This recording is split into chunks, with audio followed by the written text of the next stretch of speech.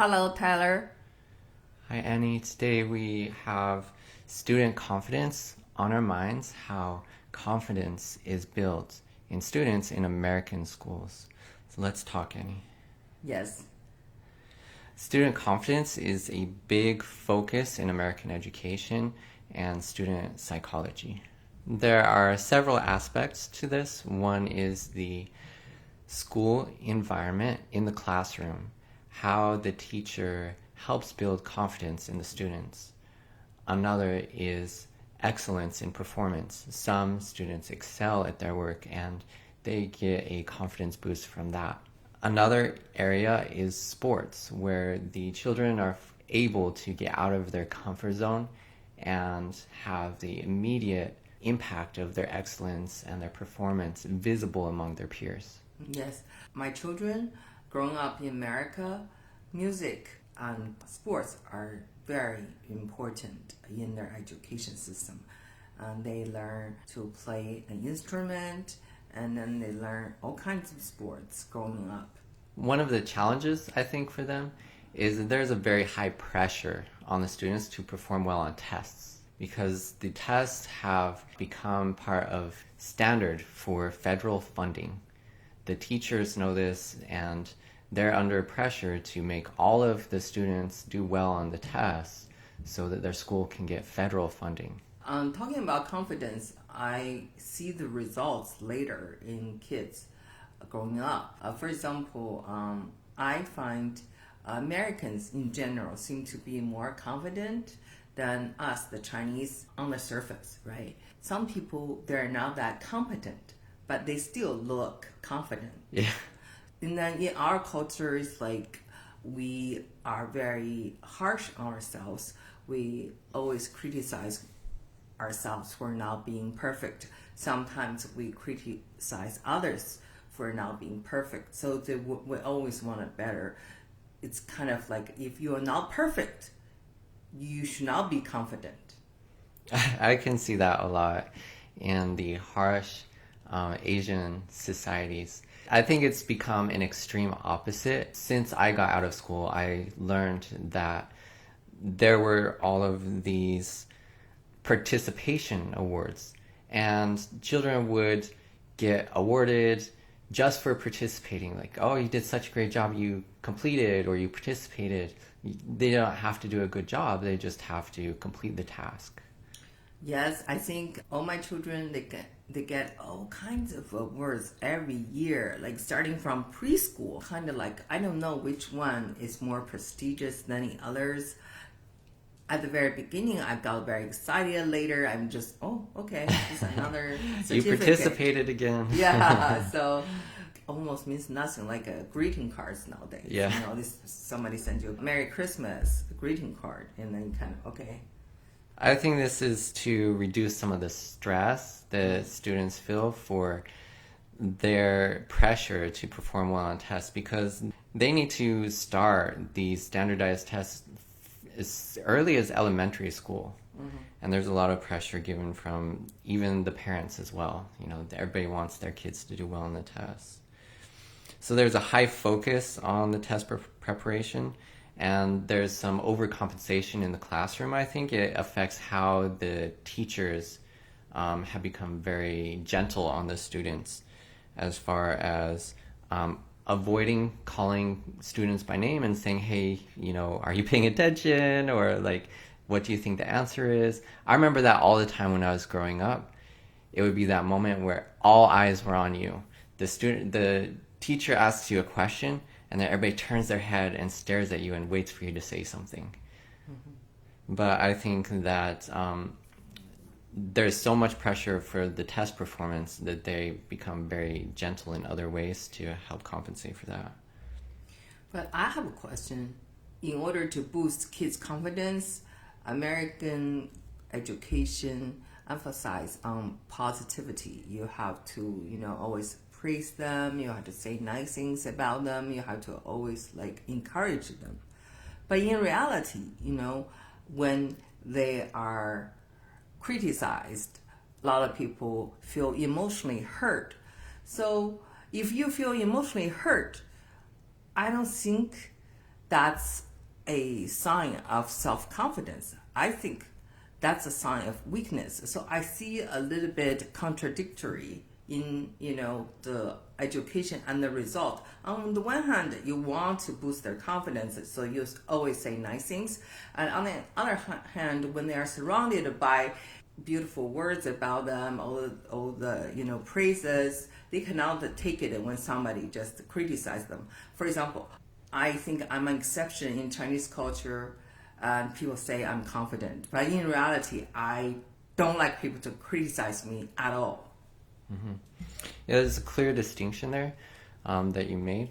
On one hand, they feel confident, they feel like they can do anything, the students in America, growing up in America, and that weakness to criticism is actually one of the big impacts that I thought was a big deal from this everybody's a winner mentality. Mm-hmm. Is that when they're not a winner, they're not happy, and it affects them very much emotionally when they're not a winner in somebody else's eyes.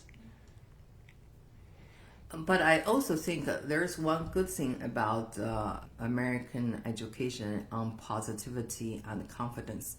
So even say they a little bit overestimate themselves, as long as they're confident, they don't harbor ill feelings toward others. So I talk to some people. They might be very ignorant of Chinese culture, and they are very proud of being Americans and stuff. They want you to catch up. They want you to be like them, to have a good life. They have a lot of sympathy towards you. Whereas in China, when people don't have a lot of confidence, of course it's like a little bit of overgeneralize things. People can be very jealous. They don't want you to have a good life. They themselves have their own self-confidence problems. So when they see you ahead, when they see you gain, it's their loss in their mind. I remember I was very competitive as a kid, and I just wanted to be the best. I always feel like I was better than other people in school, personally. Mm-hmm. I was a little bit more like in your face, like proud of myself. Very young, right? I wasn't like that for very long, but like first grade, I had a second grade reading level, and my teacher wanted me to skip first grade and just go straight to second grade. And the funny thing is, they decided not to let me skip grade because they didn't want me to not fit in the higher grade out of my age group. And that's funny because no matter where I was, I wouldn't fit in anyways, right? Like I was just kind of weird. You are a nerd. Yeah. Nerds are normally very smart, and smart people, they don't necessarily fit in. You have to be lukewarm and average to get very popular. Unless it's in sports, if you're very good at sports, then you will fit in very well and be very popular. Yes, that's the difference. But I want to tell you, I think it's good that you didn't go to the second grade, skip the first grade. I was considered a child prodigy growing up in China. So I think now I'm in my mid-age, I can just look back and it's very easy when you achieve something at an early age to feel arrogant. I don't know why, because I didn't feel arrogant, so that I think it really benefits me. But I see other child prodigies because they were arrogant, and then later they paid big price for it. I think because I also have a sense of urgency, I just always want to get ahead. So I didn't stop when I felt very satisfied with myself. I never felt satisfied with myself. But the thing is, as a child, you are ahead of others. Children are cruel. Yeah. And you are very lonely. Yeah. So I suffered from loneliness, which I think later make me want to be very social. Always want to, go do something and to hang out with friends, and I don't like to be left alone.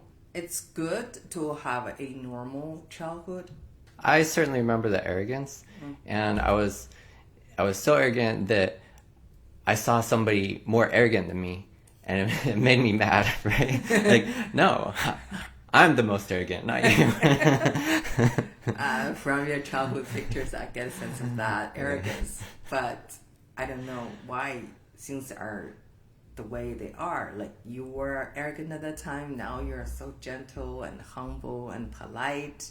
So polite. It took some practice, that's for sure.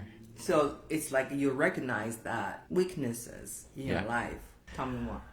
I saw the pattern, I saw the pattern in other people. Like, I'm not the only arrogant person.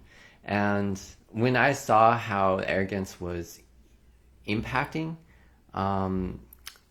the work environment, especially from other arrogant people, and I saw, a little bit of my impact of how my arrogance was impacting it, it just opened my eyes to the toxic nature of competition.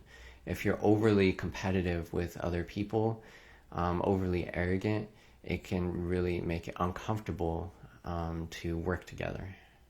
Plus, people don't wish you well when you are arrogant. People secretly wish you to fail. Yep, absolutely. Because you're not getting on their good side. Yeah. So come back to the topic about children's confidence. Are there anything you want draw conclusions on? When I was focusing on this everyone is a winner mentality, it really made me feel like it's introducing other forms of weaknesses in the student's psychology, and that it also diminish some of the excellence in the classroom, because you're focusing on making everybody feel good, even the weakest link, and you're not able to focus as much on the high performers in the classroom. So I think there's pros and cons, but it never sounded like my style. Like, I didn't really envy these kids that grew up in that kind of environment. Here in Texas, my kids' school, they have the GT program, Gifted, Talented Kids. So they're put in one class. Then in middle school and high school, they also have advanced course and academic course. Are there something like that in Utah? The first I remember about that was something called an honors chemistry, and that was just for people to be better prepared for AP chemistry. Mostly the high performance was just AP classes in high school. I was in the era before all of these elementary level federal mandated standardized tests. I was before the long lines of moms and dads waiting for their kids in the car to pick them up, before the police officers at the entrance. So it's a much different environment, certainly. What's the conclusion? Are you a confident person? Were you a confident kid? I feel like my confidence from my childhood comes from two areas. One is my personal performance, and then the other was from this culture at that time that you can do or be anything you want to be. There was this encouragement to, to be confident, to think that if you set your mind to something, you can accomplish it, and that all people are kind of created equal and can accomplish things if they try hard enough. That's the kind of mentality I grew up with. And yes, I think it instilled a healthy confidence inside of me. Yes, that makes you a self-made person. One more thing is that I feel like my creativity, I was able to explore my creativity. I was allowed to explore intellectually, and there wasn't a lot of rigidity in the classroom around test preparation, and I like that part of my upbringing as well. Thank you. Thank you.